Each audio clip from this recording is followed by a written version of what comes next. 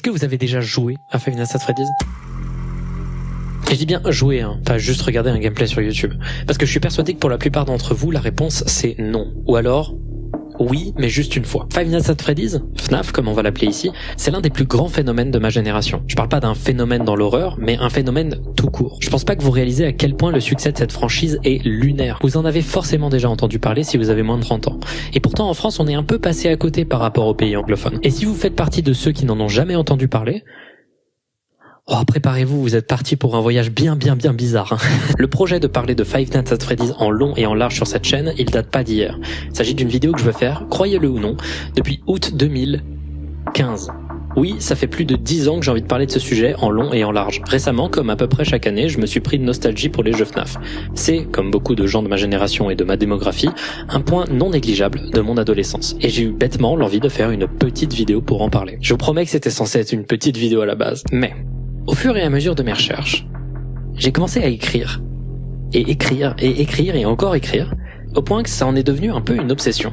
J'ai remarqué des patterns dans les jeux, des schémas qui se répétaient, je me suis posé beaucoup de questions sur son créateur, et j'ai réalisé au bout d'un moment qu'une toile beaucoup plus compliquée se tissait à travers l'histoire de ces jeux. Je parle pas de l'histoire que ces jeux racontent, de leur lore, qui a souvent été sujet à débat et à de nombreuses théories. Non, je parle d'une autre histoire, l'histoire d'un des plus grands phénomènes de l'histoire d'Internet qu'un développeur invraisemblable a essayé de maintenir en vie en essayant de comprendre, en même temps que tout le monde, comment ces jeux fonctionnaient. C'est une histoire très compliquée, mais que je trouve très intéressante, et j'espère qu'elle vous fascinera autant que moi, elle m'a fasciné au cours de ma vie. Voici comment FNAF a changé le monde de l'horreur, que ce soit pour le meilleur et pour le pire.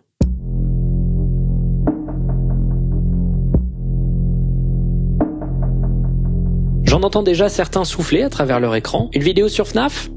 En Big 2025 Eh ben oui, je vais le défendre bec et ongle pendant ma vidéo. Parler de FNAF, analyser son impact et ses décisions, ça peut être absolument captivant. Et ce, qu'on aime ou on n'aime pas. Et vous avez probablement des a priori sur ce que je pense de cette saga en entier. Vous devez probablement penser que je déteste, ou alors que je trouve ça formidable. Et vous avez tous raison. Croyez-le ou non, j'ai été un FNAF Kid, et cependant une petite période. Et même si ça n'a pas duré très longtemps, j'ai quand même observé la licence continuer pendant quelques temps après ça. Et c'est une licence que j'ai appris à adorer, détester. Mais qui se trouve en face de moi? Comment t'appelles-tu, mon cher ami? Attends, je vais aller dans ton cerveau pour deviner ton prénom, et surtout ton âge exact.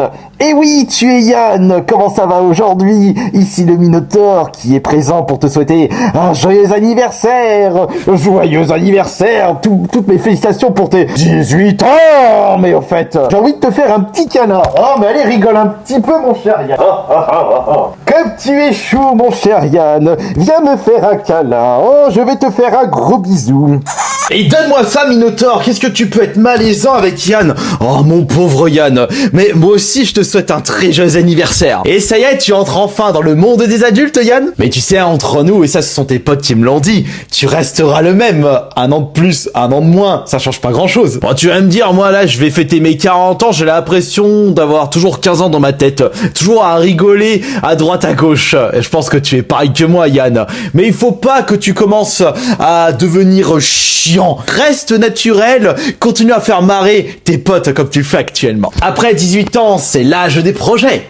J'espère que tu en as beaucoup au passage. Tu as tant de rêves en tête, mais n'oublie pas que tu feras des erreurs dans ta vie. Mais tout ça te permettra d'avoir le maximum de souvenirs. Et personnellement, et je suis sûr que tous tes potes seront d'accord avec moi, on te souhaite le maximum de réussite dans ta vie, Yann. Mais le plus important, c'est de garder le sourire, de garder la motivation. Je sais que c'est plus facile à dire qu'à faire, mais je suis sûr que tu réussiras. Et fais en sorte que ton humour ne te quittera jamais. Profite bien de cette soirée, Yann, parce que 18 ans, on ne fête cet âge qu'une seule fois dans sa vie. Alors j'espère que... Attention, ne fais pas de bêtises quand même. C'est pas parce qu'on fête ses 18 ans que c'est open bar sur tout et n'importe quoi. Ah, quand même, un petit peu de retenue sur certains domaines, si tu vois ce que je veux dire. Joyeux anniversaire, Yann, et bienvenue dans la cour des grands. Et puis re-adoré au cours du temps. Dans cette vidéo, je vais chronologiquement vous raconter la naissance et la mort du phénomène FNAF. On va aborder chacun des jeux que je trouve intéressants, analyser comment ils fonctionnent, ce qui marche et ne marche pas chez eux.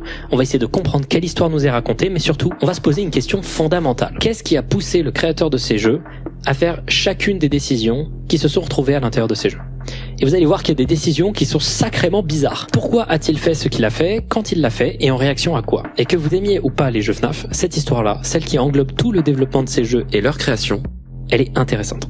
Et enfin, je préviens d'avance avant de commencer, la vidéo elle va être bad longue. C'est un peu un travail que je fais par passion et par envie. Et je préviens d'avance, disclaimer, je vais être un poil aigri dans la vidéo. Si j'aime pas un truc, je vais pas hésiter à le dire. Et si c'est un truc que vous adorez, ce n'est pas contre vous. Vous pouvez aimer ce que vous voulez, y a pas de problème. Également, je vous demande de regarder la vidéo jusqu'à la fin. Comme d'habitude, je révèle certaines infos qu'à un certain moment. Donc si vous avez une vision incomplète et que vous vous dites pourquoi il a pas parlé de ça, eh ben c'est peut-être parce que je l'ai pas encore dit. Et ensuite, bon les gars, c'est FNAF, c'est un mastodonte, je vais pas pouvoir parler de tout, etc. Et je sais que ça va pas captiver tout le monde, c'est un sujet qui a été beaucoup vu.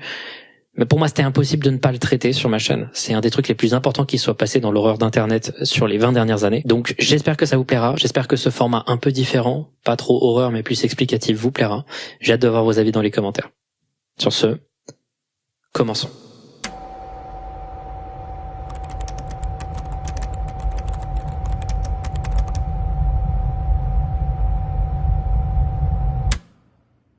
D'habitude, quand on raconte ce genre d'histoire, on a tendance à revenir au tout début.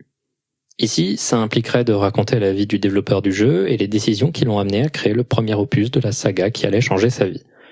Mais ici, j'ai décidé de ne pas vous raconter ça tout de suite, car j'aimerais vous remettre dans cette première partie de la vidéo au cœur du phénomène à l'époque, vous amener à travers la folie que c'était d'être en ligne durant cette période, et vous confronter à toutes les décisions étranges qui ont été faites.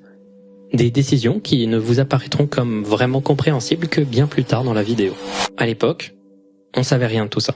Donc revenons à la date fatidique du 8 août 2014.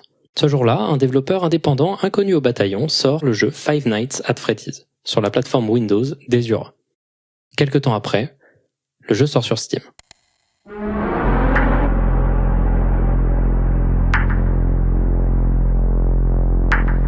Cette première partie de la vidéo, elle va peut-être paraître bateau pour certaines personnes. C'est des jeux qui sont assez connus. Mais en parler en détail, ça va permettre de mettre en place plusieurs éléments qu'on va utiliser régulièrement durant la vidéo. Maintenant, parlons juste du monument qu'est Five Nights at Freddy's 1. Five Nights at Freddy's te met dans la peau d'un jeune homme acceptant un petit boulot mal payé de gardien de nuit dans un des restaurants de la franchise Freddy Fazbear Pizza.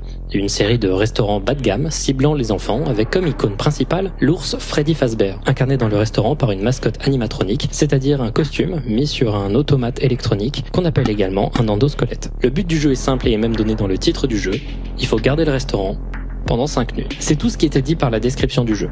Donc lançons celui-ci comme si on était un internaute le découvrant à l'époque, à la fois pour se remettre dans l'esprit de quelqu'un le découvrant, mais aussi pour faire découvrir l'expérience du jeu à ceux qui ne le connaissent pas. Voici une première partie typique de FNAF 1.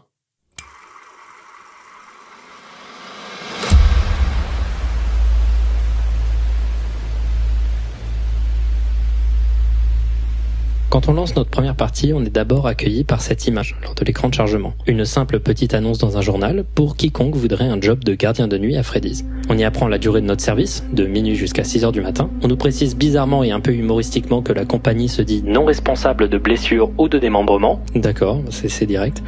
Bon alors, commençons. On est accueilli directement dans un bureau miteux. Il y a un ventilateur qui tourne au milieu des boules de papier et des installations électriques. Sur le mur, on peut voir un poster de Freddy, accompagné de 2 autres mascottes, un lapin bleu et une poule jaune. Et à droite, derrière, ce bizarre cupcake avec des yeux. On voit des dessins d'enfants affichés fièrement au milieu des fils et des toiles d'araignée. Puis on entend assez vite un bruit. Une sonnerie de téléphone, suivie d'un message audio préenregistré, venant de ce qui semble être notre manager.